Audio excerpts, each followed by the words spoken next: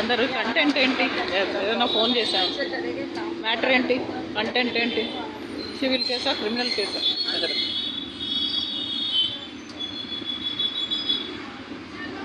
Criminal case. I look like a civil case. అంతా murder కేసులు, అన్నీ మర్డర్ కేసులే. సో మర్డర్ కేసులే కాబట్టి సివిల్ కేసు కాదు, క్రిమినల్ కేసు.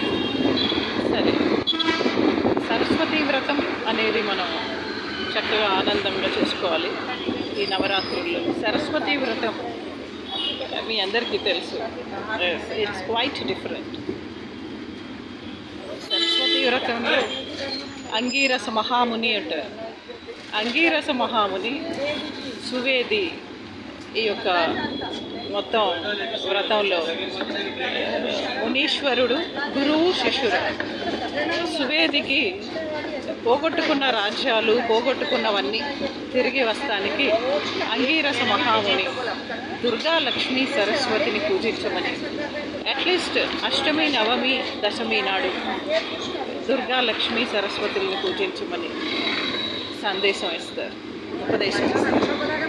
సో ఈ సరస్వతీ వ్రతంని మనం అంటే చక్కగా వరలక్ష్మి వ్రతంలాగా పూలు, పళ్ళు అన్నీ నిష్టగా వంటకాలు, నైవేద్యాలు పెట్టి చేయొచ్చు. ఏం లేదు, కుదరట్లేదు అంటే అట్లీస్ట్ పళ్ళు, పలహారాలు అంటే ఫ్రూట్స్, ఫ్లవర్స్ తోటి చేయొచ్చు.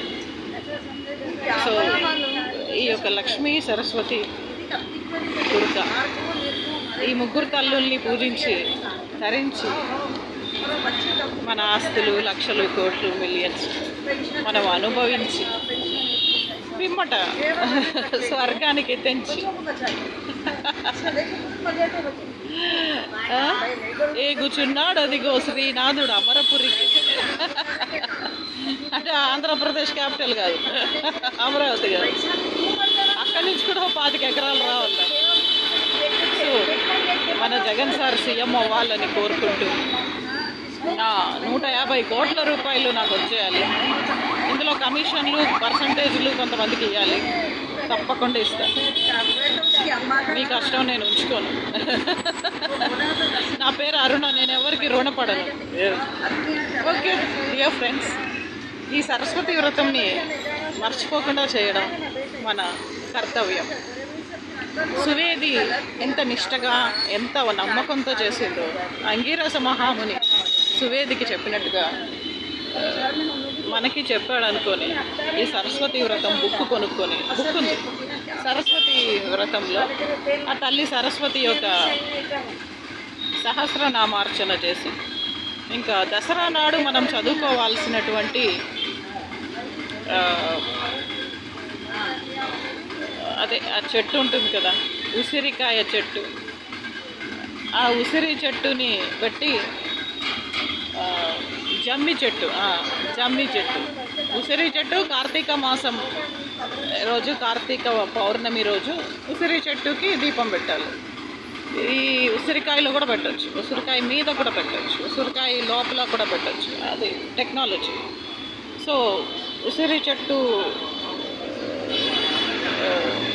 పూజ చేస్తాము కార్తీక పౌర్ణమి నాడు, అది కూడా చేద్దాం.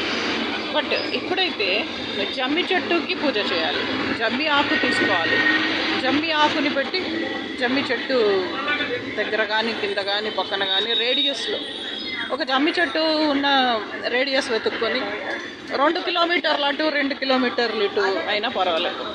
సో లేదా జమ్మి ఆకు తెచ్చి పూజలో పెట్టుకోవచ్చు. జమ్మి వృక్షం,